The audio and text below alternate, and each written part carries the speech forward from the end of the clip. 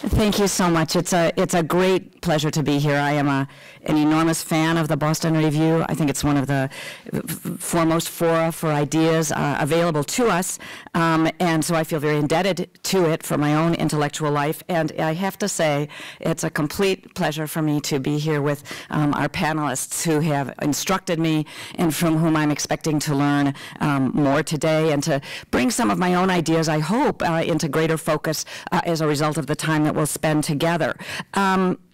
As the fate of marriage equality moves towards the Supreme Court, this panel is trying to put the issues into a broad context. One of the things that I think will be happening this afternoon, I'll just signal it, I think it's obvious, is that many of us are interested in the issue of legal recognition of same-sex marriage, and I'm sure that that will be a focus of much of the discussion. But I think all of us who are here also want to not simply focus on that, but to think about the issue, which is think about marriage in a broader context, and that is, what kind of an institution is it?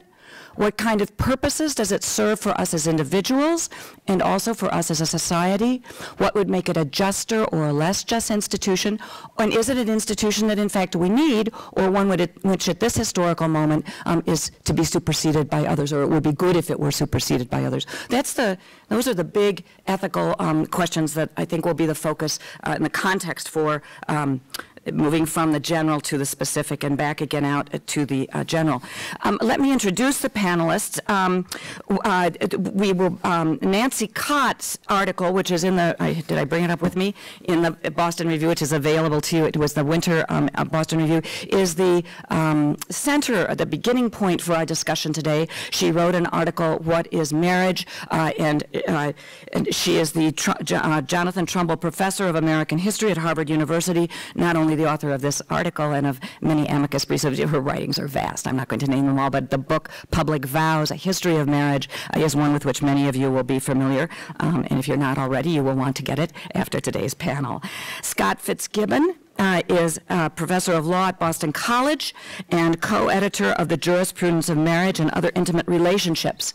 He has recently become editor-in-chief of a new online journal, the International Journal of the Jurisprudence of the Family, and he welcomes submissions to that journal. So listen up and be productive.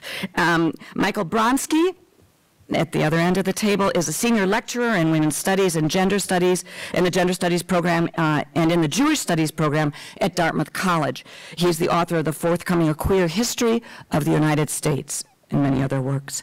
Nancy Polikoff, in the middle, is a professor of law at American University.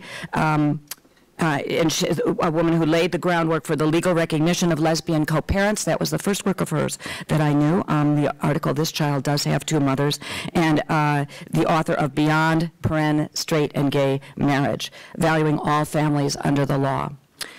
Finally, Mary Bonauto is the civil rights project director at the Gay and Lesbian Advocates and Defenders. Many of you will know her as the lead counsel in Goodridge versus Department of Public Health, which resulted in Massachusetts Supreme Judicial Court's ruling that prohibiting same-sex couples from marrying is unconstitutional under the Massachusetts Constitution.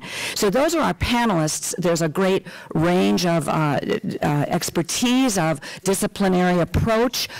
We will begin, and so again, I think that the larger context and questions that we want to ask will be, I'm just looking forward to the conversation. I've said that 6 times, I won't say it again. The way we are going to proceed is the following.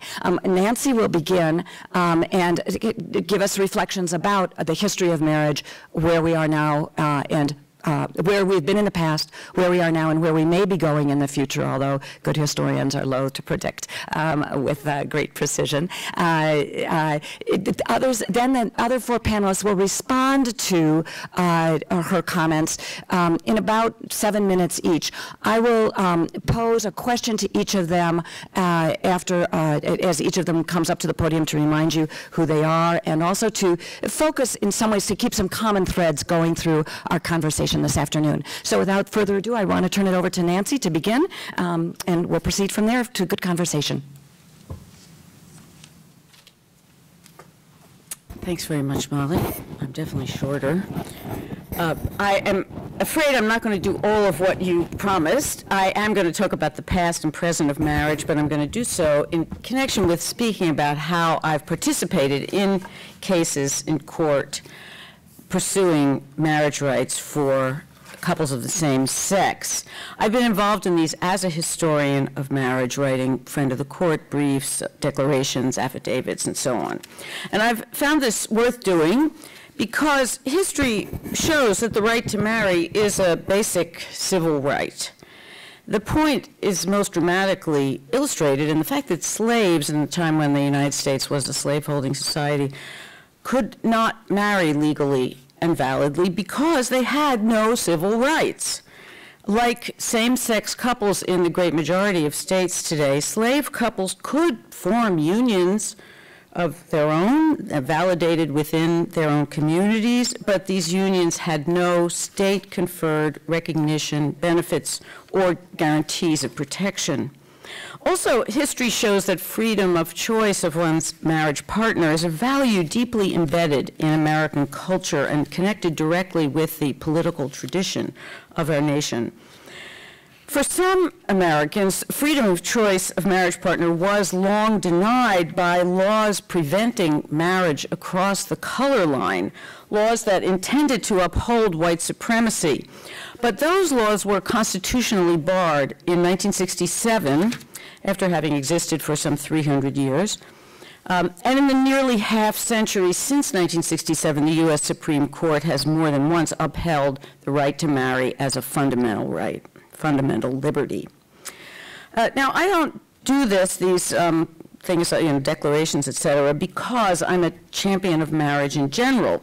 That is, marriage as presently constituted. I think it should be easier and less of a sacrifice of a certain status and financial advantages for adults to opt out of marriage.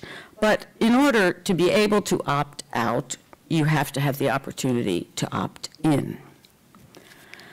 The institution of marriage as instituted and regulated in the United States has not been static over the past several centuries. It has been repeatedly reinterpreted and modified in ways significant enough to alter the very character of marital roles and requirements. These changes in marriage have been brought about by the actions of courts and legislatures as they have responded to economic and social change in family lives and work roles. For valid marriage in the United States is a civil institution, a creature of law, and can be altered by law. This is not to say that changes over the past centuries have come easily. By no means. At every juncture, repeatedly through the years, alarmists raised their voices against changes, saying the change contemplated was against nature or against God's will, or would destroy the institution of marriage altogether. But these voices of doom have been proved wrong, as the institution of monogamous marriage has proved to be resilient and has changed with the times.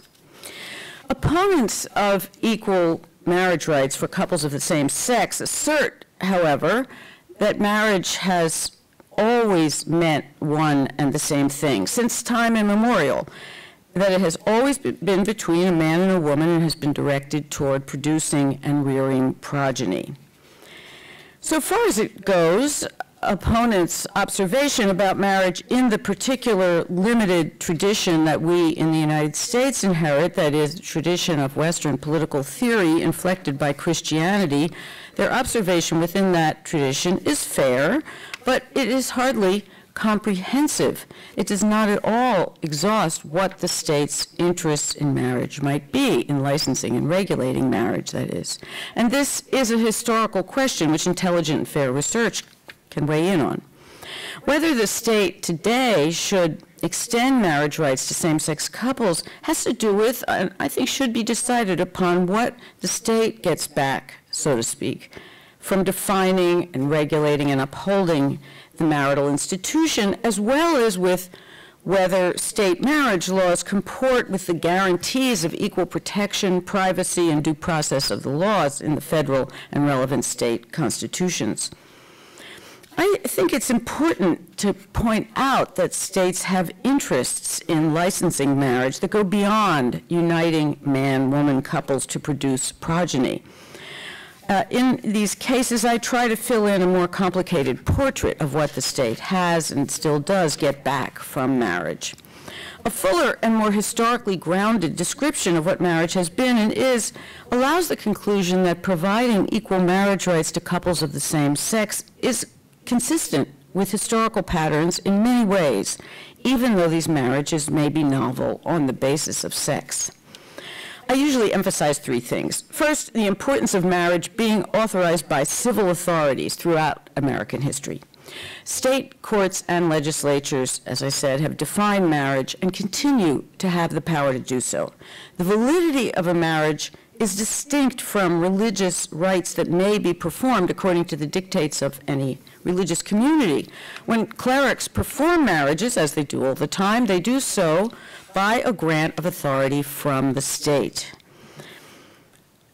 Sentiment, custom, as well as religion enter marriage in important ways.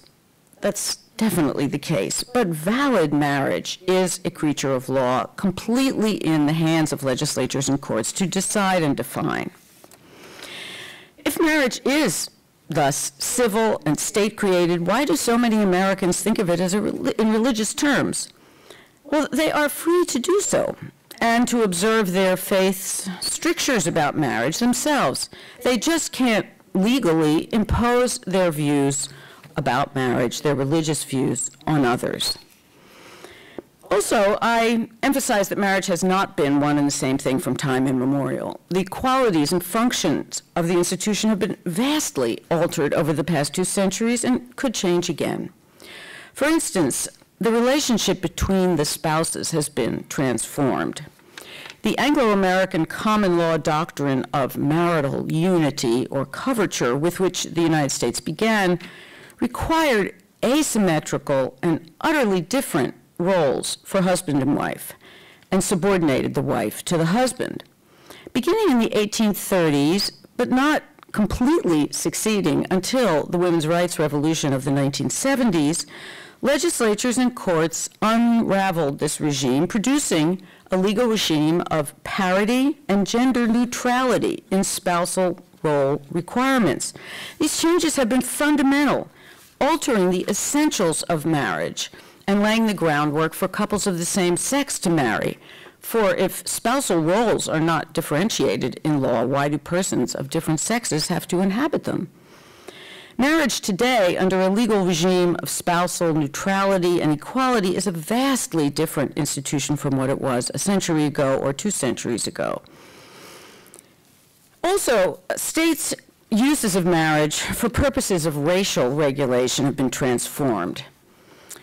Since the era of the American colonies, civil authorities used laws prohibiting and criminalizing the marriages of whites to persons of color to create a hierarchy of races, usually citing the natural basis for this. Not all, but the great majority of states and territories had such laws for some part of their history. The California Supreme Court led the way in 1948 by striking down its law of this type, which nullified marriages between whites and so-called, I quote, Negroes, Mongolians, members of the Malay race, or mulattoes, end quote. At the time, 30 states had such laws. The U.S. Supreme Court overturned all that remained 20 years later, recognizing a practice 3 centuries old for what it was, the use of marriage in the interests of white supremacy.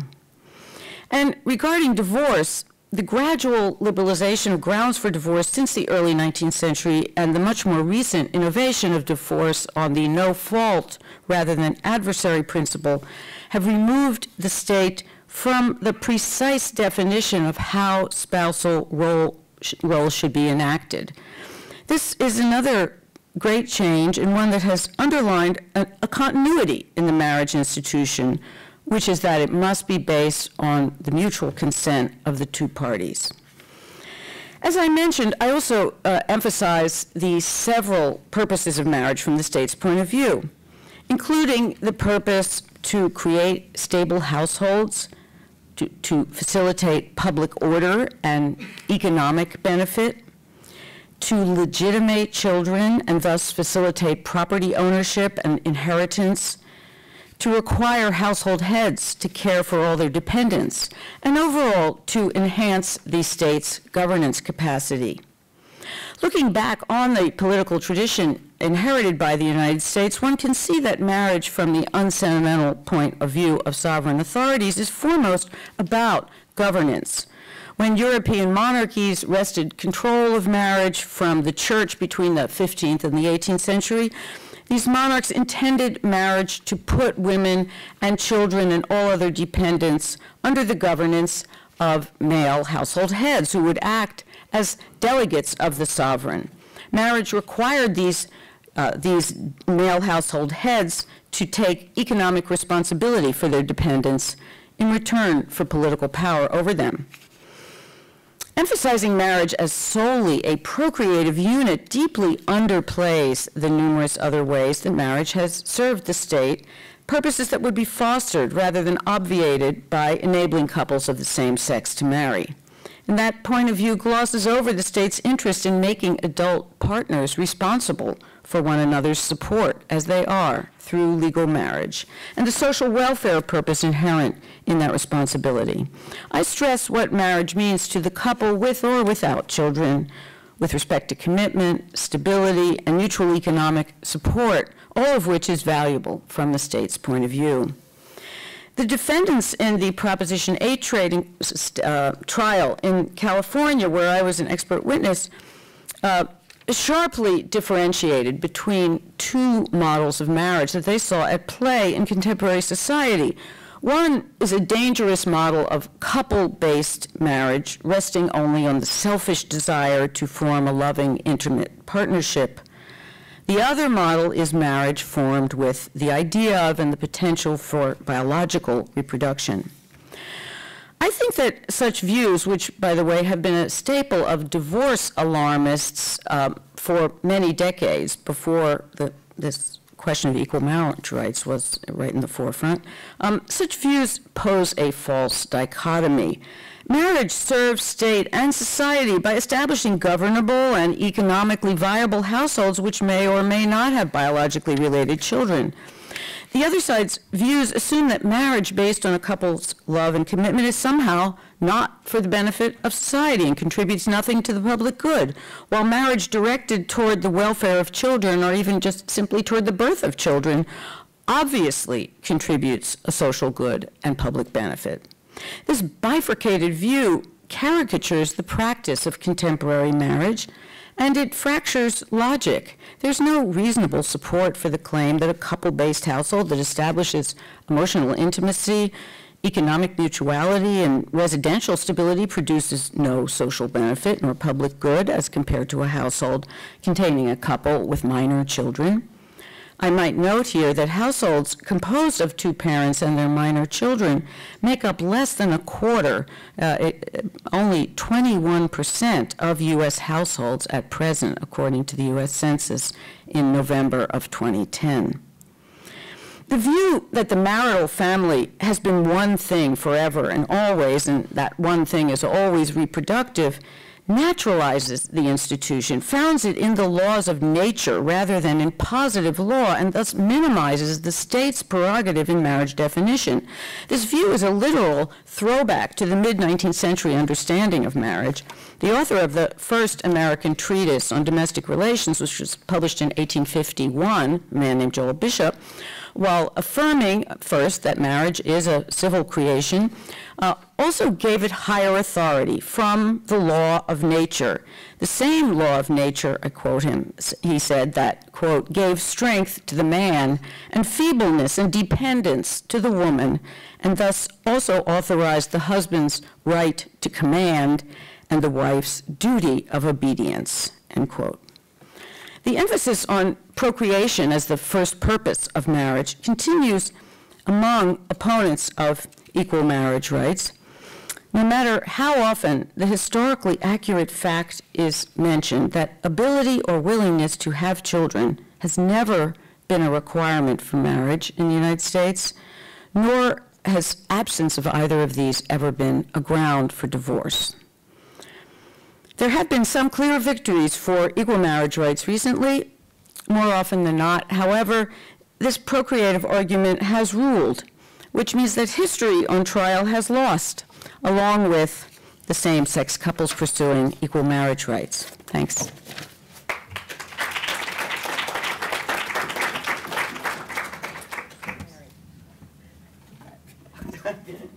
Thank you.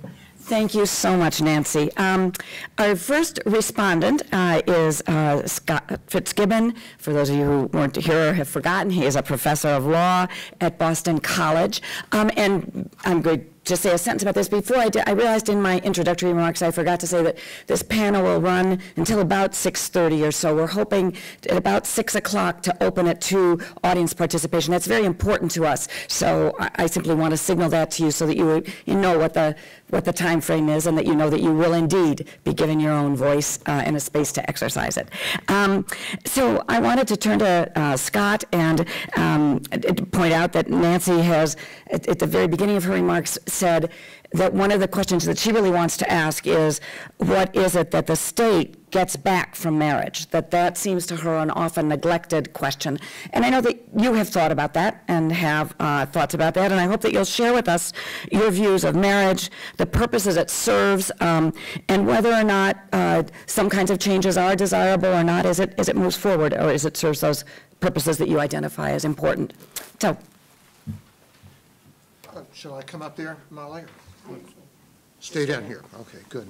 Well, thank you very much to Deb Chasman and Molly, all who put this fine event together. It's really an honor to be here, and I hope I'll make some degree of a contribution. So the gist and force of Professor Cott's paper, which was based on a book which I greatly value and has been used by me in my marriage seminar from time to time, is to place the emphasis very, very heavily on the state, on government. As she says right now today, that marriage is the creation of law.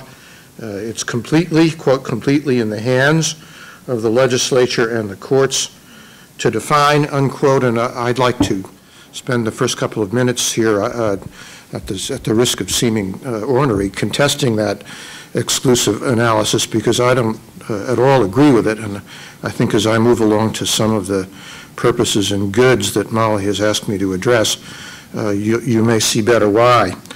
But just taking a casual glance at life as we live it, it's plain and I think uncontroversial that there are plenty of relationships of great value that are in no way purely the creation of the state. Friendships, for example, or our relations with our brothers and sisters, or parenthood, the fact that we have parents and how we regard that as important is something that's there, whether the state agrees with it or not. And we can't just glibly assert that marriage is a state creation without examining the possibility, likelihood, I think, that marriage is rather like brother-sister and parent-child, an institution, an affiliation that would be there were there no state. For example, if as happened in this Commonwealth in the late 18th century, there was an interregnum where there was no clear, anyway, legitimate state, marriages continued anyway. Or again, if the state should wither away, we would all still regard ourselves as married to our husbands and wives.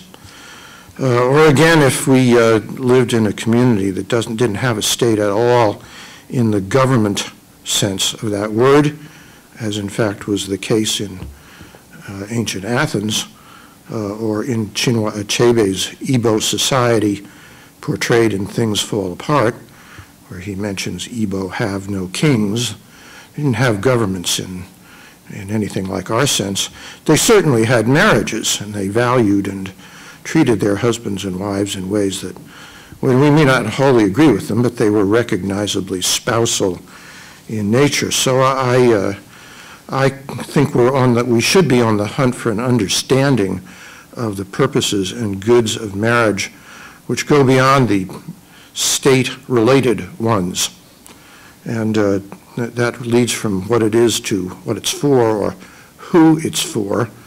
And Professor Cott very plainly and honestly stated that marriage, quote, serves the state, unquote, which it does, because without marriages and other strong bonds among the people, we would be an inchoate mass of confused individuals, and it helps the government that there's some order down here. But again, I contest the view that that's the point, at least the main point of marriage. I think marriage serves us, married people, and the societies they live in, and the communities they belong to, and the extended families from which they descend and which they propagate and perpetuate, more importantly than they do the state. If we grew disgusted with our government, as one does from time to time, we might think it would be a good idea to get rid of marriages if their whole point was to serve these deplorable institutions. But we don't think that way, and we shouldn't. No, I think that there is a lot of good, and this is Molly has asked me to talk about the purposes of marriage, and I have a slogan for it. You're not going to hear this shouted through a megaphone anytime soon, but it's transgenerational bonds of procreative loyalty. So I don't know if I'll have time, Molly, to do all this, but the first idea here, the last word in the slogan, is loyalty. Fidelity, one of the basic human goods, something that makes us what we are and changes us and makes us better than we are. And marriage is a field, an encourager, a supporter, a rewarder of loyalty. That's what we say when we take the traditional marriage oath: to love, honor, cherish, in sickness and in health, for better or for worse, till death do us part, unquote. Loyalty is not, by the way, just a matter of sticking with people through thick and thin, although that's very important, but it's also a matter of discerning what their true good is and serving it. Last week or the week before, my hometown paper, the Belmont Citizen, printed an advice column in which a man wrote in and said that owing to the fact that his wife has Crohn's disease and has for some time, he's decided, because he can't take it anymore, watching over her and helping her through her troubles, he's decided to leave, get divorced. And his question wasn't anything to do with whether he should do that, but when he should tell her and how he should explain it. And to my distress, the columnist picked up the question just as it was asked, didn't say a single word about the wisdom, justice, or kindness of the course of action he'd chosen, but talked to him about when he ought to break the news. Well, I put it to you that this is not a line of thought, a course of action that we would accept or praise or commend or in a column in the newspaper facilitate if the questioner was her physician, or her nurse, or her nurse's assistant, nor even her lawyer, that we would say that loyalties are involved in those relationships, commitments, and you can't just throw in the towel when it becomes difficult and unpleasant to take care of your patient or, in the lawyer's case, a client. There is a spectrum, I think still well recognized and established, along which affiliations can be identified according to the loyalties that they entail. And marriage belongs at the strong and high end of the spectrum. Columnists like the one in the Belmont Citizen degrade marriage, moving it along down from the physician and attorney end towards the contractual and indeed the subcontractual end of the spectrum.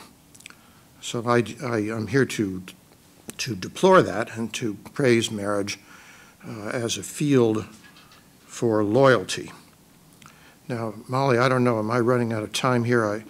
Yeah. I am. 2-3 minutes. I've got 2 or 3 minutes. Well, all right, let me at least mention a second, which is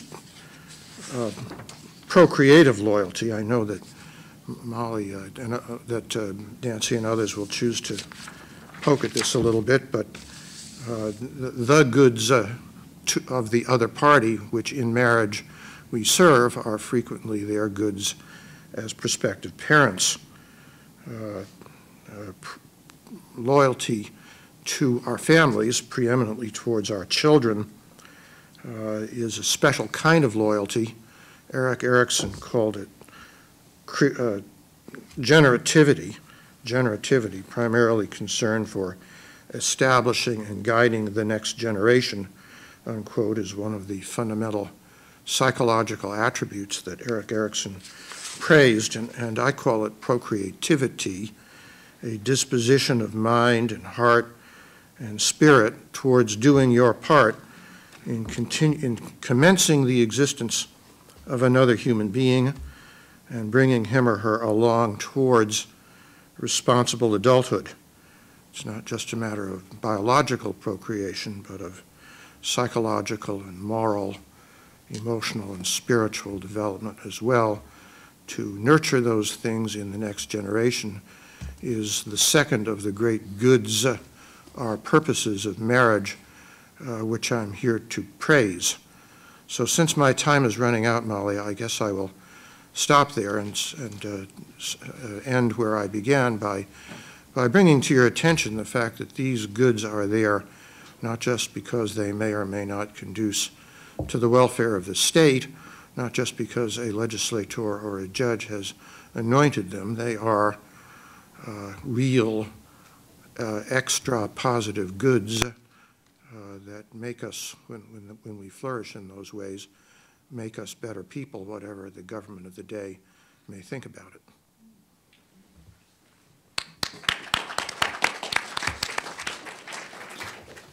Thank you so very much.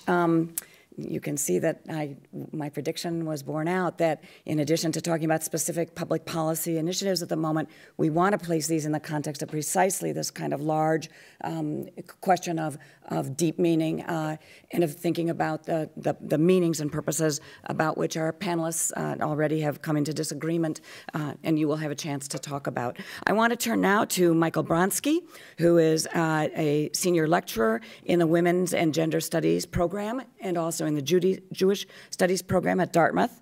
Michael, you have written on the history of the gay-lesbian movement in the United States, and my understanding is that you thought you might like to use part of your time at least talking about the placement of these current debates in that history. I'm actually going to leave it to you to tell us what aspect of today's issues you want to focus on, but that certainly would be another dimension that, if you choose to, would, I think, be of interest to all of us gathered here. So your view of the purposes of marriage and how to understand it. Thanks very much, Molly, and thanks, Deb, and everybody from Boston Review.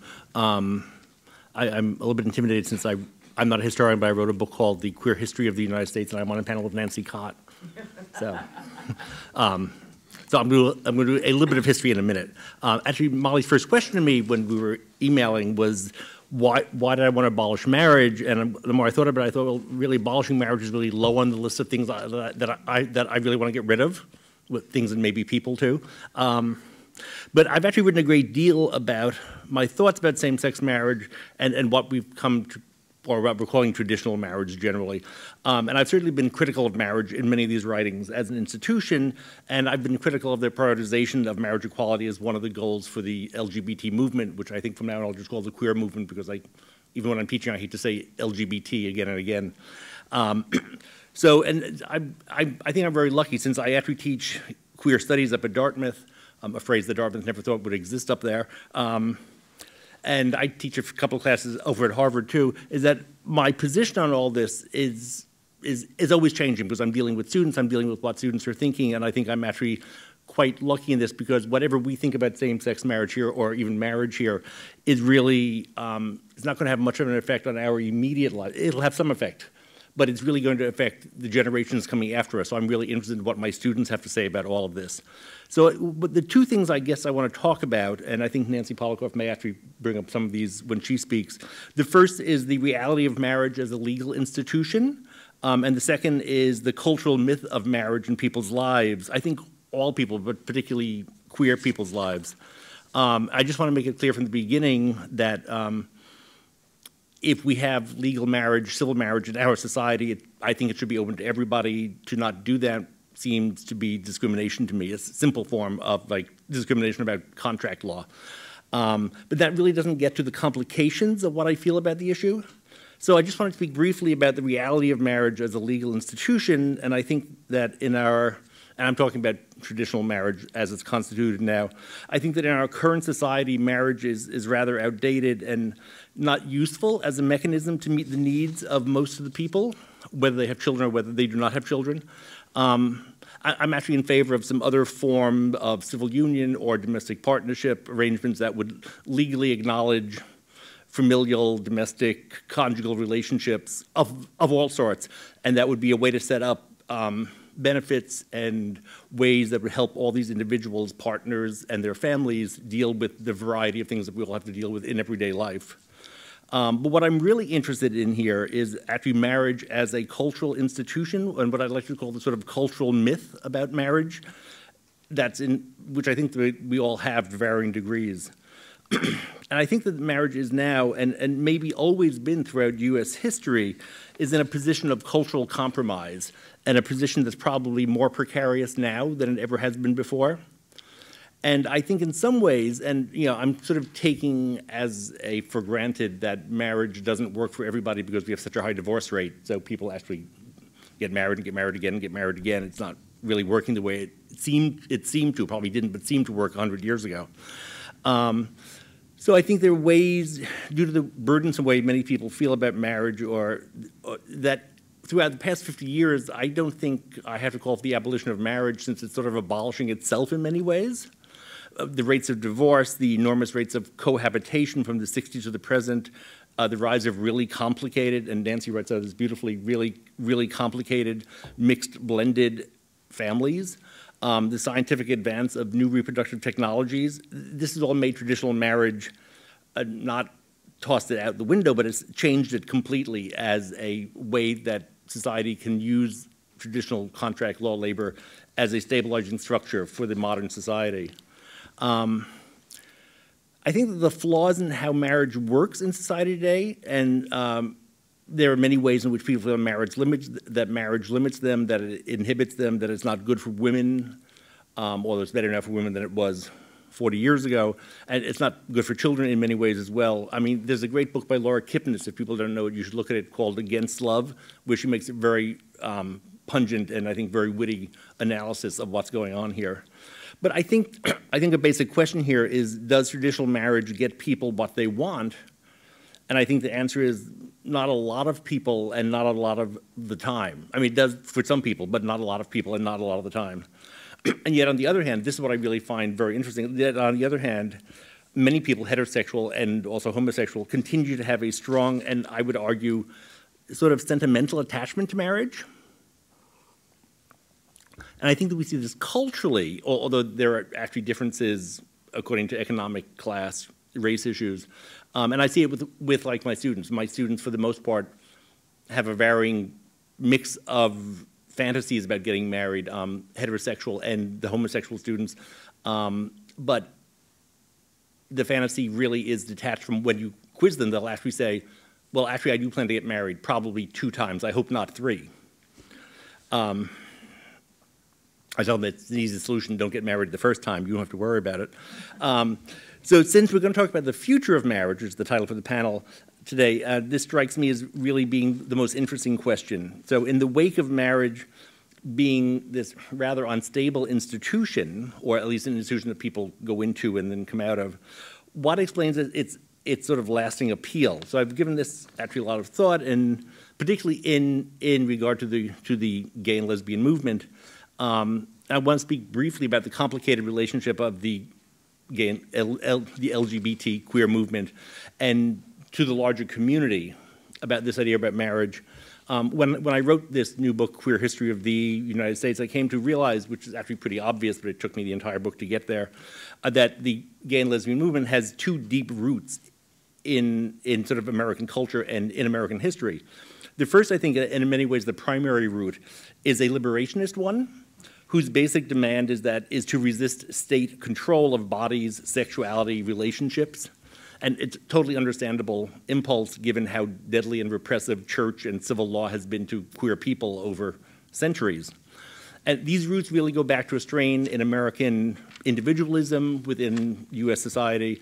It goes back to the free love movements of the 19th century, Victoria Woodhull, to the anarchists like Emma Goldman and Alexander Berkman. And it's the same impulse, I think, really underlies the reproductive rights movement, and to a large degree the abolition movement as well, although I haven't thought that through completely.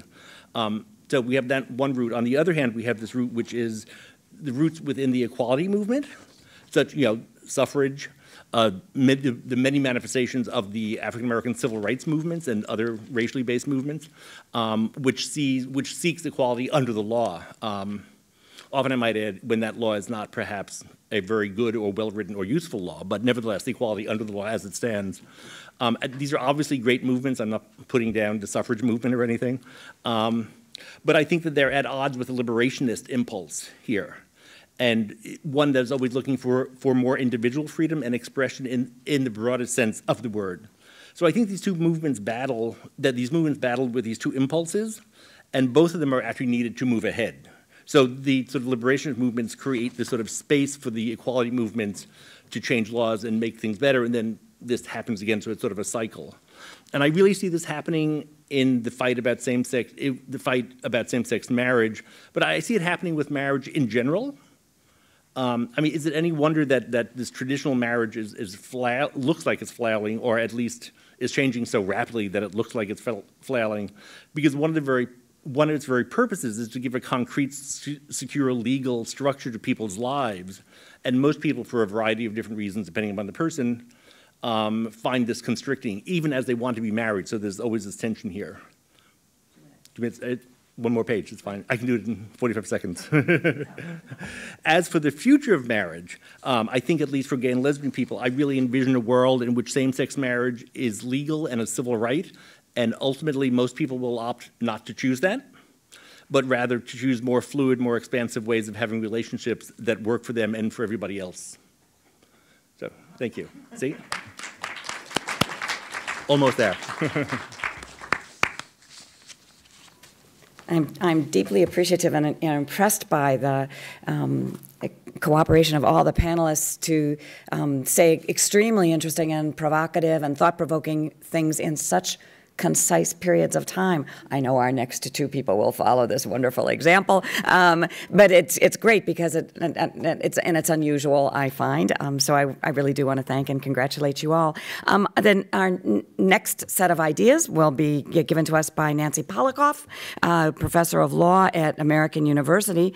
And I know, Nancy, that you have written that you believe the availability of a civil status to support caregiving relationships serves desirable public purposes, but that you're not sure that the word marriage is the best, given the history of marriage as an institution, which Nancy Cott outlined, is the best and most useful term, that perhaps civil partnership would be a better one.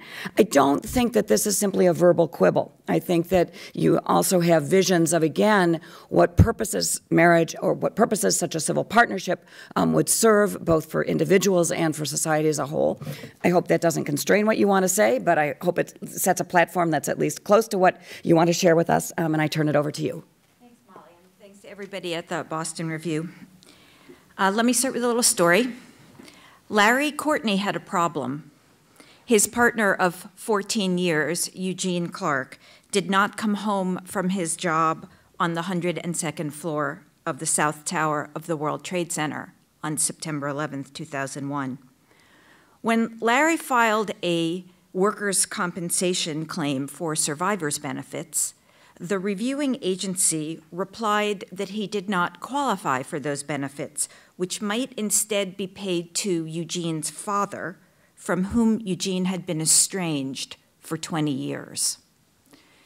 So what we think is wrong with that story is going to get us an answer about where to go with the law that affects the relationships that people have with one another. That story is easily turned into a story that illustrates why same-sex couples must be allowed to marry each other, because absolutely it was correct that had Larry and Eugene been in a legally recognized marriage, had they been legally allowed to marry, and then had they decided to marry, that Larry would have qualified for those benefits, as did all of the spouses of the workers who died on September 11th. But I tell that story to suggest us that we think in a different direction, that the problem in the story is not that same-sex couples are not allowed to marry, and therefore the solution isn't allowing same-sex couples to marry, but that the problem is that we have not accurately identified why we provide survivors' benefits in a situation like that, and have not updated the reason why we provide those benefits in a way that then lets us decide what the proper criteria for those benefits should be today. So what I would say very simply is this: the reason we have workers' compensation survivors benefits is because somebody went to work and died, and someone else who relied on the wages of that person for support no longer has that source of support. And for a variety of historical reasons that I can't get into now, we have this workers' compensation system that is designed to compensate for the loss of an economic provider. Now, at the time workers' compensation was set up, for the most part, marriage was mandatory, and it was mandatory because sex outside of marriage was unlawful. Children born outside of marriage suffered both social and legal stigma. Marriage was forever unless a person committed a fault, and as Nancy talked about, also had very rigid gender roles that reflected, among other things, the fact that it was almost impossible for women who were married to have any kind of form of economic support of themselves. They didn't work outside of the home for money under most circumstances, but even if they did, in the vast majority of states, they actually didn't own the money that they earned or any property they had because of the rules of coverture. So if the husband was the person working and the wife was dependent upon him, and they had to be married to each other because it would have been impossible to function in society any other way, then a rule that tied the survivor's benefit to marriage made a certain amount of sense. It reflected the world as it existed at the time. So today we have large numbers of people who function in economically dependent and interdependent relationships who are not married. And if the purpose of a workers' compensation survivor's benefit is to compensate for the loss of an economic provider, that compensation needs to be available to anyone who meets that proper criteria. And making marriage the dividing line between who can get it and who can't get it is actually what the problem is. And the fix is in allowing dependency to be the criteria for getting that particular benefit. One of the things I love about this illustration is that there actually are a handful of states in which that's true. So one of the things in the history of workers' compensation survivors benefits is that they used to be only available to wives. That was what the law said, and it reflected the reality of the way society was organized at the time. when we did away with sex-based classifications, every state had to eliminate the rules that said they were only available to wives. And they had two choices. They could make them available to husbands and wives equally, or they could say to themselves, you know, the reason we have this benefit is to compensate for the loss of a survivor. If you're dependent on that person, let's make the rule dependency. And a handful of states actually chose that. And they required, even before a spouse, even before a husband or wife could get the benefit, they would have to actually prove some level of economic dependency or interdependency. So we know how to do this. It's just that the majority of states did something that obscures what the purpose was. They just said, we pay this to a husband or to a wife when a wage earner dies, and to nobody else.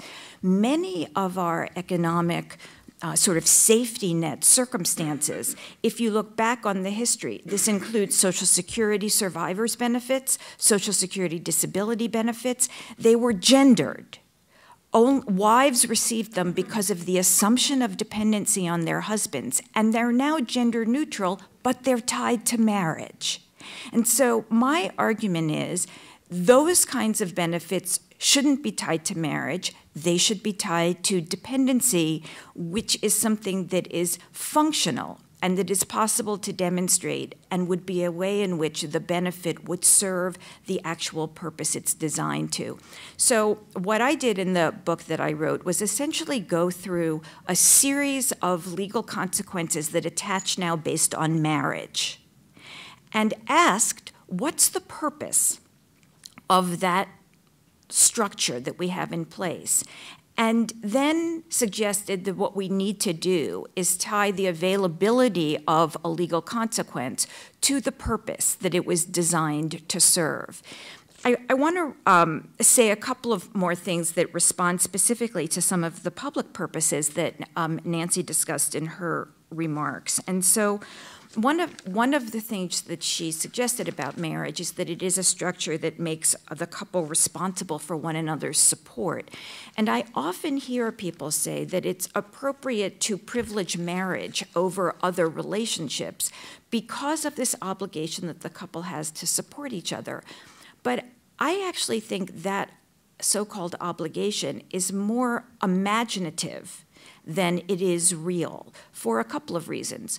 One is, obviously, the availability of no-fault divorce and the fact that the mechanism for the responsibility to continue to support a spouse, so-called alimony or maintenance, is actually only awarded in a tiny fraction of circumstances. We're talking about less than 10% of all marriages of all divorces result in any order for any period of time requiring that one spouse continue to support the other.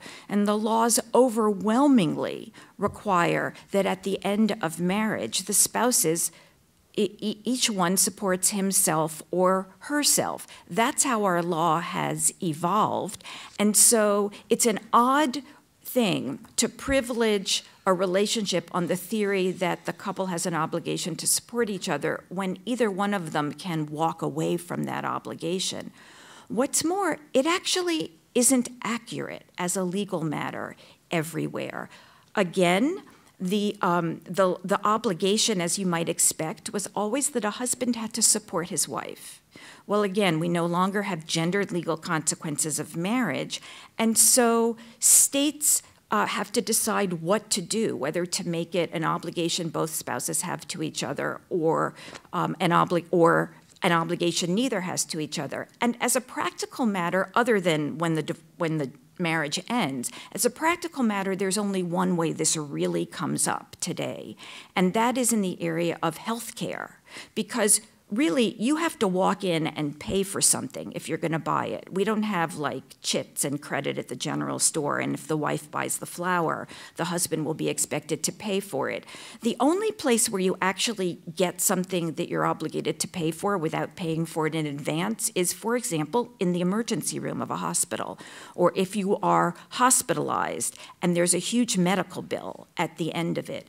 And it turns out that in many states, Husbands and wives do not have the obligation to pay for each other's medical bills because the state has decided to take the gendered rule and change it so that neither spouse has an obligation to pay the other one's medical bills. Again, it's something that varies from state to state, but I think it's a slim reed on which to say we're going to give married couples something that no other relationship gets.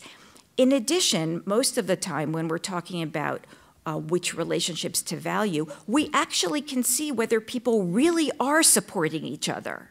So when you have a relationship where two people are financially interdependent, you can observe that and you can provide to that unit a set of benefits that appropriately go to them. So for example, employee benefits that come, we call them often domestic partner benefits, as something that we would extend to someone who isn't married but who is in fact economically interdependent and living with an employee. So I think that's a good idea to extend those benefits. I think it's a bad idea. I mean, it's a less preferable idea to extend those benefits only to same-sex couples, because that becomes a statement that says, look, we know you guys can't marry each other, so we're going to give you domestic partner benefits. But for heterosexual couples, we are going to require you to marry before we provide those benefits. My argument is, if the purpose of the benefits is to provide an employee who has a relationship of economic interdependency with a partner the ability to extend their health insurance benefits to that partner, then marriage is the wrong dividing line. And so for every consequence we now attach to marriage, I would say, what's the purpose of that? And let's draw the line somewhere else. And perhaps in the questions I can talk specifically about that, how that affects children. And I'll just leave you with this final thought about, again, the values in our law and the way in which I think we actually undervalue children. It turns out to be the law almost everywhere that you can disinherit your children, even your minor children, but you cannot disinherit your spouse. Now, what kind of a rule is that? Children need to be supported by somebody. Decades ago, centuries ago, that would have been the surviving wife who would have provided for the children. But these days, the surviving wife may be a second wife or a third wife and not the mother of those children. And yet, you can disinherit your minor children, but not your spouse. Our legal system gives too much to marriage. We need to rethink the legal consequences and attach them where they belong. Thank you.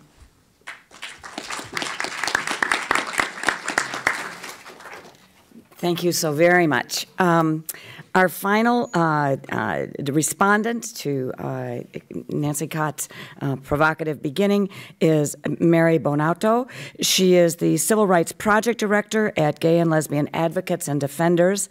And their last word there, you have in fact defended same-sex marriage and have been a major activist in the effort to get the law to recognize same-sex marriage, so that it would seem that you think that the desirable future of marriage would be for marriage to change yet again, as Nancy has indicated it has done in the past. You've just had a previous speaker question whether that's the road forward, and Nancy Polikoff is just, and I think you will shape your remarks, picking up on perhaps those themes. Again, as before, I don't want to over-predict or over-box you in the kind of intervention that you make at this point, but I think those are some of the themes that are on the table, and I hope you'll pick up on some of them. Thank you so much. Is this on? Better take this one. Okay. Hi, everybody, and thank you to the Boston Review for having me here as well. I recognize the time, so I will try to be brief. I'll try. I'm not sure it'll work. I haven't written a book.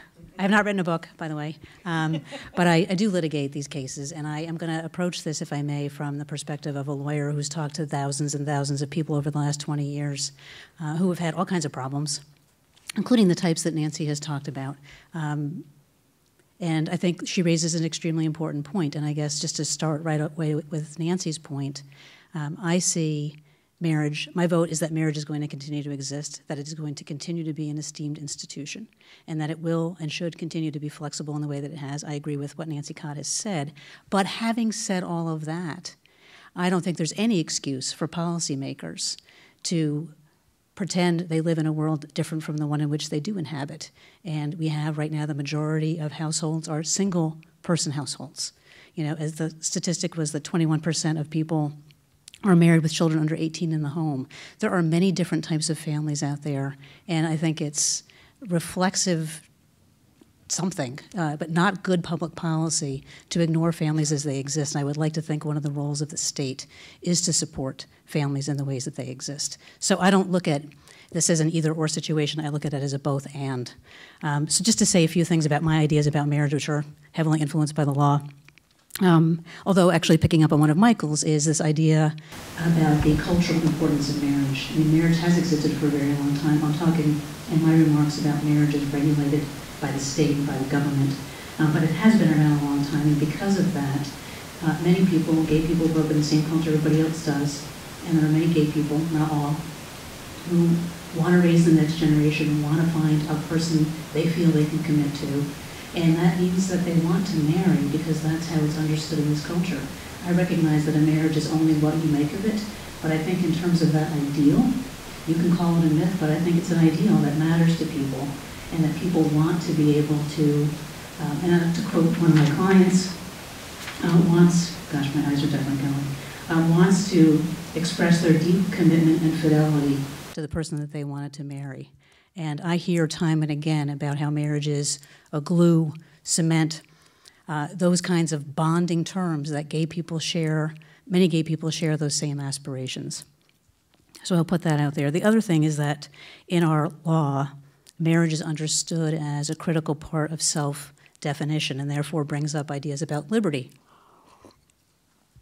Now, Michael might think it's funny that I'm talking about liberty in this context since he sees the equality and the liberty pieces in opposition to one another. I don't, because I see liberty as about freedom.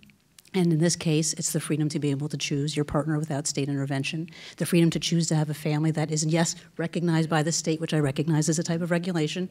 But these are points that the Goodridge Court made that I completely agree with, that there is a liberty piece here. And think about it this way. It was in 1967, the Supreme Court was completely clear that marriage is a fundamental right, a civil right, and this is in the course of striking down interracial marriage bans. But there were other cases, too, since that time. So, for example, in 1978, there was a Wisconsin law that barred people from marrying if they were behind on their child support obligations. That was struck down because it interferes with the freedom to marry. Then, more recently, in 1987, there was a Missouri law at issue that barred people from marrying who wanted to marry. And in that case, it was about incarcerated prisoners in Missouri. So essentially, we have a situation where marriage is understood to be an important and basic civil right for everybody. And then the question is, why exactly is a civil right that's supposed to be available to everybody denied to gay people? And so there's a liberty component, and there's also, in my view, clearly an equality component, which is if you have these institutions out there, these legal institutions, you need a good reason for saying this group should not be able to participate. And I have, what can I say, I'm not convinced about the arguments. The other thing I want to say, as we know, is that, and this is Nancy's point, and it's one that I have some feel for, which is that there are enormous consequences, legal consequences of marriage in terms of the rights, the protections, and the obligations that go along with it. And again, I've just heard my share of people who would have so happily been married, but were not able to marry, and therefore really have had catastrophic things happen to them. So, you know, I think her story suffices. You get the point. The other thing I would say about marriage, though, is that it would be a mistake to see it as nothing more than a bundle of rights and benefits, because when you marry, it transforms you from being an individual into a married person, which is a legal status that, again, ties back to the individual point about how it's meaningful to people, but it's also significant legally on that level as well. And then finally, I would say this. When I think about these issues as a lawyer, another thing that I think about is that we're dealing with state-regulated marriage, and we have the state, which has been one of the major purveyors of anti-gay discrimination. So we have the state that criminalized the private consensual sexual acts of gay people for decades until 2003. actually, excuse me, centuries, until 2003. You have the state, the federal government, for example, firing lots of gay people because they were gay, and that policy didn't really end completely until 1975. So you have the state and the state's acquiescence and participation in discrimination against gay people. And when you have this basic legal institution that is so meaningful to people and through which so many protections and obligations are freighted, you know, what can I say? It seems to me that denying the participation of gay people in that institution is yet another example of discrimination that then has the effect not only of denying them something concretely, but also stigmatizing gay people and their relationships and their families as something less and inferior. And so for that reason as well, my vote is that marriage continue for those who want to participate in it, but that the government also start thinking about how to protect families, other families that exist as well.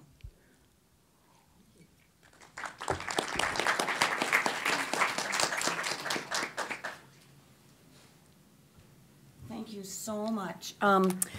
I must say I love conversations, why I was so delighted to have been invited to participate this afternoon. And so I'm going to depart just from, you probably weren't listening anyway, but from what I said, the organization, which was to return to Nancy Cott at the end, because I feel very strongly, and I think our panelists do too, that you also have something to participate to this. You've come, you are interested in these issues. I can't think of a more distinguished and provocative group. There's such good ideas before us. So I'd want to open it immediately to all of you. All of the panelists will respond. You can pose a general question to which one or the other who feels moved can respond, or you can address a question specifically to one of the panelists.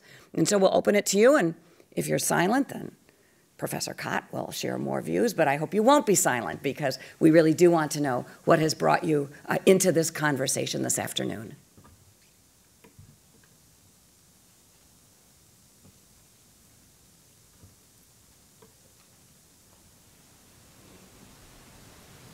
No? Brave. Pardon me? Be brave. Be brave. There we go. I was about to be provocative myself, but I shan't be. Go. I have a question for Nancy Cott. You talked about domestic partners, applying. Speak up so people in back can hear.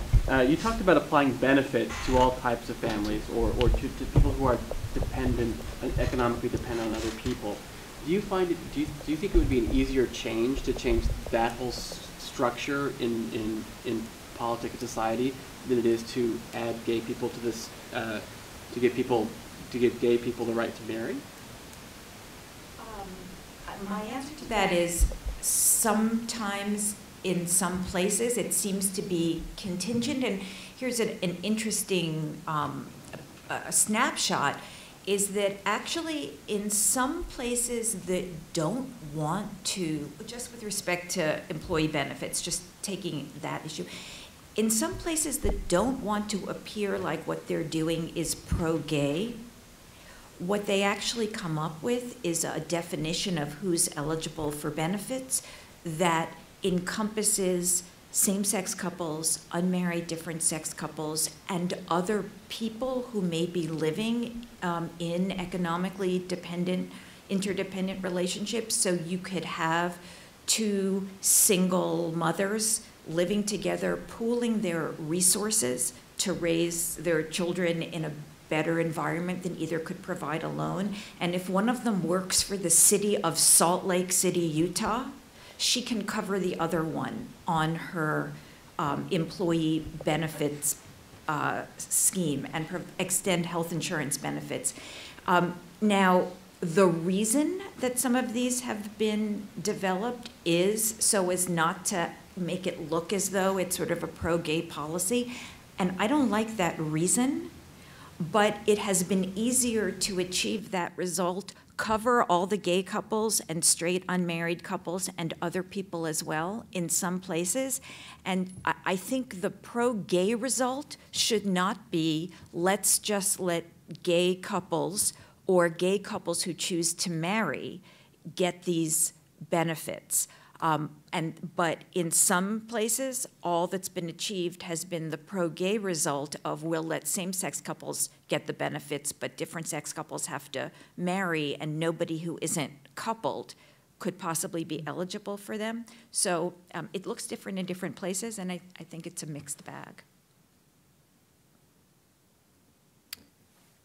A follow-up to that, or is your question? Yeah. No, I think in. I'm wondering how these issues and changes in marriage might be addressed with respect to the possibility of offering more flexible arrangements like multiple partner marriages. Why is it that all of you have focused only on duality, on marriages between two? Does the audience need the questions repeated, or are you able to hear? The question was, could the panelists, whoever wishes to, address the question of whether, of the possibility of the discussion extending to multiple partner arrangements, and not simply dual arrangements, but other relationships, which I think you did, I think Nancy Polikoff did address, but others may want to speak. Yeah, good. I'll just say a few things about that. Certainly, abstractly, that states can do anything. Legislatures can pass laws saying, yes, we'll credit multiple partner arrangements. But with respect to marriage itself, of course, this is a frequent bugaboo raised against the idea of marriage for couples of the same sex, that, well, if we have that, we could also, why not polygamy? And I do think there is a historical reason why polygamy is just extremely, extremely, extremely unlikely ever to be legalized as a form of legitimate marriage in the United States, which goes back to the political tradition that also in which the national value for monogamy is rooted too, and that is, it actually goes back to the American Revolution, because at that time, revolutionary spokespersons were very eager to get the allegiance of their compatriots. The American Revolution was in part a civil war, and there were plenty of people living here who were loyalists to Britain. And one of the distinctions between remaining loyal and becoming an American was that everyone was a British subject, not by consent, but simply because they were born on British soil or had been, or were progeny therefore. But the Americans wanted a government based on consent, and that was to be voluntary. And in trying to make this very appealing as well as understandable to the population, the most ready analogy was marriage. And so the notion of the voluntary choice of your partner in marriage in a union that would last once the mutual consent was formed and the agreement was made, that was the analogy to pledging your allegiance to the new American Republic. And I think that is a distinct historical root for our nation's tendency to privilege the couple in our political tradition, because from the very beginning, actually, with George and Martha, there was a kind of emphasis on the political couple that was, it just wasn't done in monarchies. I mean, yes, there is a queen if there's a king and vice versa, but this became a kind of civic tradition, part of the civic tradition. And that's, there was also a great deal of what has since been called Orientalism involved. There's a kind of ethnocentrism in which Americans believed that their voluntary allegiance to a government based on laws was comported only with monogamy, in contrast to countries that they had always associated with the East or with Africa, where they had polygamy. But in their view, polygamy could only comport with a despotism or a tyranny because there was very little ability to agree, to imagine that many women could consent to marry the same man. And this was re-rehearsed and re-rehearsed in very continuous and loud ways through about 4 or 5 decades of the 19th century, when the American government was trying to prevent the Church of the Latter-day Saints from establishing polygamy in an American state. And at that time, the Mormons were really were anathematized and also actually racialized. It was said this polygamy is the practice of the darker races in Asia and Africa, and it's not part of our white republic.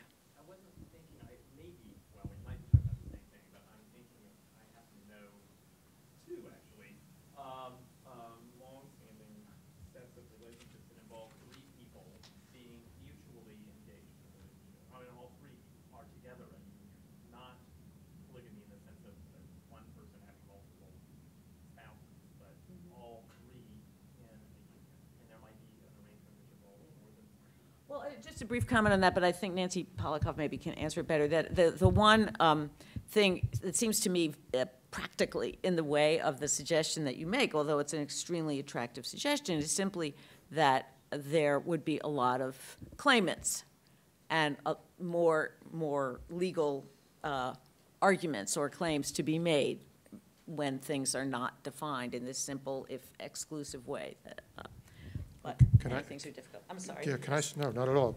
So those are compelling reasons, Nancy, but they are, you know, true to your approach to these matters related to the state or to the positive political order that we inhabit and are subject to disagreement or departure by people who live in a different state situation. But I'm here to propose that it's being called polyamory by some movement people these days, group arrangements involving more than one man, more than one woman, or more than one of each, are objectively inferior morally to a union for life between a man and a woman for purposes of procreation, on the grounds for various reasons, but the 2 values that I propounded in my talk. First of all, loyalty.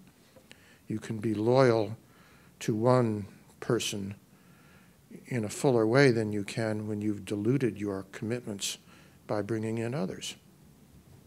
The non-diluted relationship of loyalty finds its highest point in marriage. And secondly, when it comes to procreation, this is a bigger subject, but I'll close with the observation that only one man and one woman can beget a child. A child can only have one mother and one father biologically. Yes. Wait, you had your, no. Fine. So, I mean, it seems to me that it's just false that a group of 3 or more people cannot procreate. I mean, that's just wrong. Furthermore, it seems to me that if we talk about historical reasons why polyamorous relations haven't been recognized, then that seems to come down to this idea that they weren't viewed as equal and committed relationships. They were, as you pointed out, there was this prejudice that this kind of relationship always has to involve the submission of several women to one man, that it always has to involve despotism. And it seems to me, if we draw the parallel to homosexual relationships, if we say that polyamorous relationships are in some way inferior, gay relationships have faced the same kind of attacks. It has been said about gay couples that stereotypes of promiscuous gay men, stereotypes of emotionally stunted lesbian women. And so it seems to me, so my question would be, well, given that we have this history of stereotypes, why would we have to draw the line between committed gay couples and committed polyamorous relations? Mm-hmm. Does somebody want to speak to that? Well, I'm just going to talk about the legal consequences rather than whether people are allowed to join in some institution that has a name. And we already know how to provide benefits or consequences to more than two people when we want to. And I always like to talk about the many marriages of Newt Gingrich. And that's because even though one dissolved before the next, the consequence of his 3 marriages, each of which lasted more than 10 years before the first 2 were divorced, is that all of us as taxpayers are going to support fully those 3 women, all with full survivor's benefits based on his earnings after he dies. So Social Security survivor's benefits are not divided among multiple wives. Every wife you've had for more than 10 years is entitled to a full share of your survivor's benefits. So we know how to allocate benefits to more than one spouse when we've decided to do it as a matter of policy. There are times when there are scarce benefits, and there may be an argument for limiting based on scarcity, but there are also times when there aren't. I think, for example, in the area of parentage, for example, there certainly are children who have 3 parents, both functionally and in one respect or another in some biological fashion. I mean, it can be in many different ways, but I think the law sometimes does a disservice by failing to recognize that and by saying that 2 is a magic number, even though I think for most children 2 would be the number that worked, but it doesn't always work, and I think we can recognize a greater number. In addition, if you're talking about dependency, then and there's just an amount of money to split, then it may be there isn't any reason why 2 people can't equally split some amount of money as the survivors of somebody who dies. And let me just say to the argument about efficiency, which I think is a fair argument, the Supreme Court said in another context, there are higher values than efficiency. The most efficient mechanism of determining legal consequence was coverture and the male head of household, because you always knew where the couple was going to live. You always knew who was going to make decisions. 2 is a very inefficient number. What do you do to break a tie? It also was very efficient to say that a man was only the legal parent of children born to his wife. You always knew who they were. He had no legal obligation to any child born to any other woman other than his wife. And it was actually in a case undoing that the Supreme Court said there are higher values than efficiency. And I think justice is a higher value, and I don't think it'll be nearly as inefficient as people think it is, but when it is inefficient, I'd pick justice. If I could just weigh in really briefly on this point. I'm not sure I agree with Nancy that it's always so easy to allocate benefits among multiple spouses. I mean, just to go back to an example she gave earlier about you can't disinherit your spouse. There's something called the omitted spouse rule. The omitted spouse gets 1/3 of the estate. Well, you got, several spouses, there goes the estate, and so much for the testator's wishes about what they wanted to have into their property. I just think it's more complicated than that, is all I'm trying to say. The other thing is I just think that same-sex couples are a fit in the sense that right now spousal relationships, as I think Nancy Cott referred to, are identical, mutual, there's a certain parity, and that is a system in which same-sex couples fit. Now, I think the legal question that would be posed with the example that you provided is, under our legal construct, the question is this. You're in a multiple partner relationship, you want to have a marriage license, you go, you apply, you get denied. If you believe what I do, which is that marriage is a fundamental right, then the question for the state is, what is the justification for denying this right? And it would be the state's burden then to justify that denial. And perhaps the historical arguments would come up in terms of this is just not what marriage is in our society, although it's true that gay people have heard that too. And there would be these other arguments that would arise. I'm just resisting a little bit to say that it's the identical issue, because I don't think it's the exact identical issue. Mm-hmm. Yes. Many of you pointed out the fact that there's sort of a lack of alignment between the rights that are traditionally or today conferred by marriage and the realities of sort of dependent relationships in contemporary culture. So I guess my question is sort of a broad one, but given some future scenario in which we achieve marriage equality, everyone, whoever that everyone is, has the right to marry, do you see any longer any scenario in which discrimination based on marriage status is relevant? Do you see it that there would remain a role for the organization of rights revolving around marriage, or does that no longer become relevant when everyone has the right to marry, but it doesn't necessarily reflect the majority of dependent relationships? Yeah, I think I've already said my part on that, so. Well, I'll just comment that because I certainly agree with virtually everything that Nancy Polikoff has said, but I also feel that in the here and now, it is more important for couples of the same sex to get marriage rights than to work for an alternative system altogether, because there are a lot of people living and who will be living for the next 10 or 20 years who could be greatly benefited by it.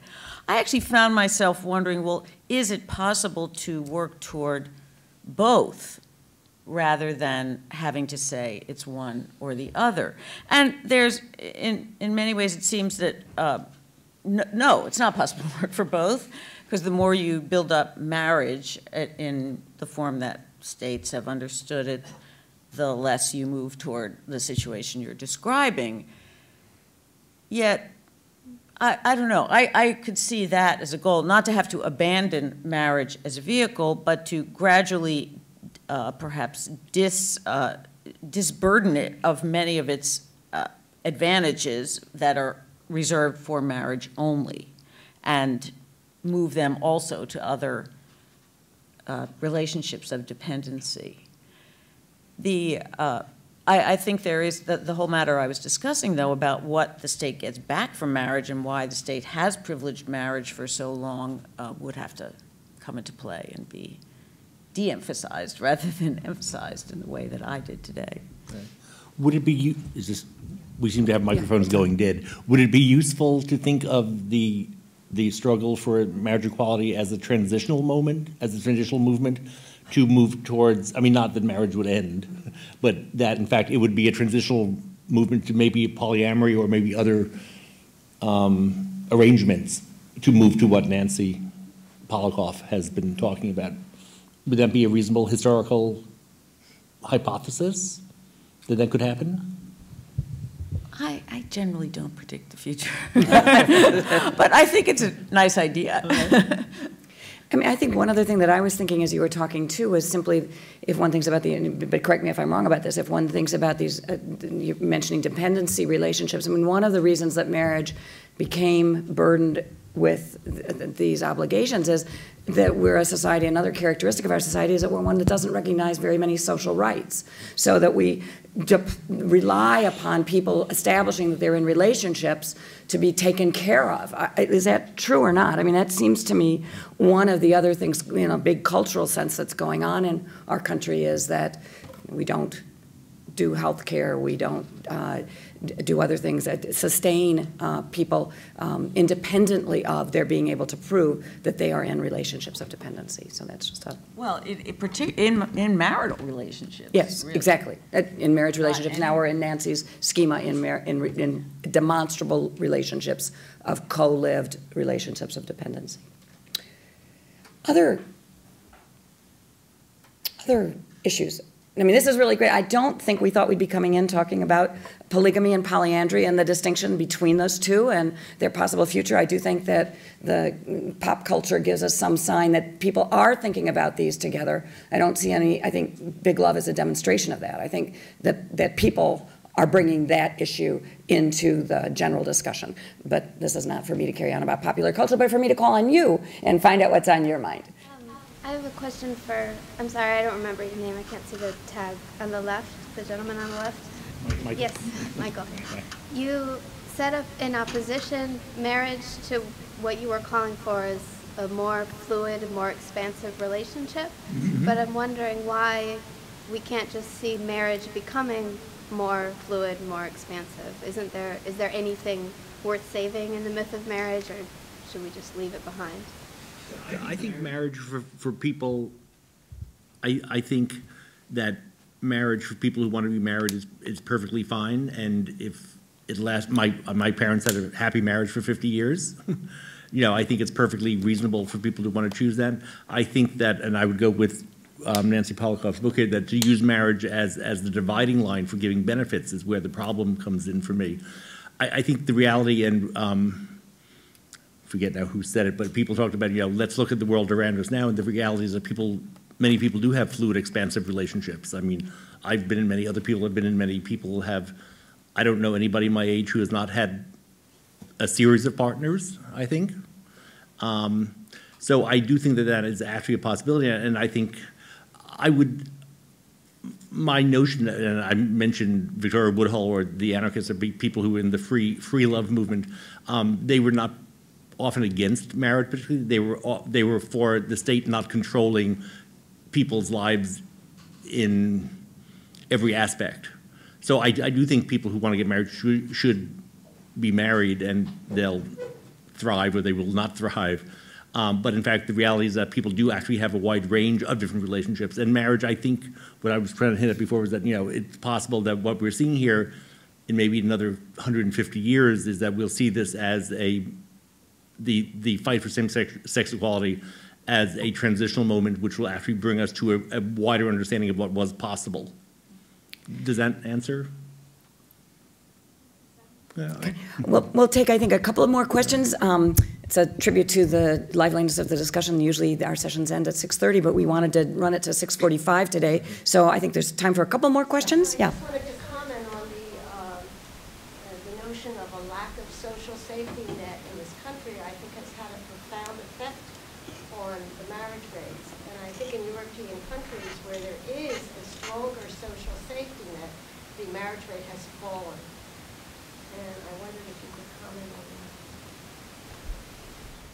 Well, the marriage rate has fallen here too. And the reason that our marriage rate is as high as it is because people remarry so many times. So both our divorce and our marriage rates are much higher than Europe. But while there are strong relationships between the social safety net or the social provision being funneled through marriage rather than simply to the individual, it seems to me it's an incentive to marry, but one that doesn't appeal enough to people in the lower ranges of the socioeconomic scale to bring them into marriage. So I personally think that it's more advantageous, seems to me more advantageous for social benefits to be funneled to individuals, which represents better the world that we live in, which is not a world of usually completely provider-dependent families, which is what our system was designed for. Yes. So we have, I think, sort of an interesting and maybe surprising convergence between what Professors Bronski and Fitzgibbon have been saying, that there are these relationships that are real regardless of whether there is the state there to recognize them and confer any kind of, you know, benefits or obligations. So I guess my question is, why does the state need to be involved in this question at this point? Do we still need the state to be encouraging marriage of one variety or another, or union of one variety or another, in order to have a society with a tolerable degree of order? You know, I'll just throw that out there. And if I could just add, so there's a part of one of the issues that's been raised is of economic well-being that just came up about issues of dependency. But Nancy Cott started out also talking about, in some ways, its meaning to people sprung from its economic possible benefits, as did Professor Fitzgibbon. So both of those may be implied. Are both of those part of what's on your mind as you ask that question? I'm just trying to clarify. Well, I mean, I guess, you know, I'm just wondering what the state's continuing interest is in people being married or having some kind of recognized format of partnership. I think that's a great final question because it's where we started. What's the state's interest in this? So I turn it over to the panel. So can I this is for both of us, but can I plunge in? Well, the state does well to recognize and applaud and commend marriage, not because it's kind of changing your question a little bit, Molly, but it may or may not be in the state's, quote, interest to do that. But I'm here to say that the state is here to serve us, and only indirectly are we here to serve the state. The state is here to serve the social order, to recognize and facilitate and speak truthfully about the affiliational structures that the people form, and marriage is one of them. Right, and then maybe other people want to add in. I would say that the state is this working? Yeah. I would say that the state actually does have some degree of interest in being sure people are clothed, fed, housed, that children are being taken care of, that people who are, to go back to the dependency question, that people are actually taken care of. Should that be done through marriage? I think it makes less sense to me that that's happening that way.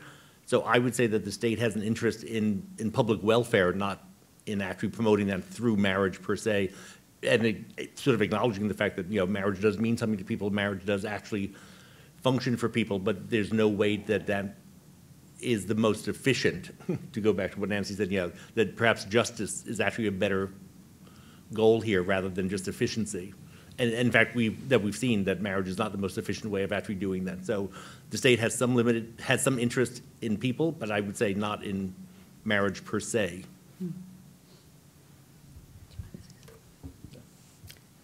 I mean, I want to say a word about terminology, but first let me say a lot of gay and lesbian couples want to get married. I mean, that's perfectly clear. And so, you know, I think it's important to acknowledge that and think about it. And in a world where different sex couples have the ability to get married and where that's what the state calls it, I think it's very difficult to come up with any good reason why the same-sex couples who desire that shouldn't be able to have access to it.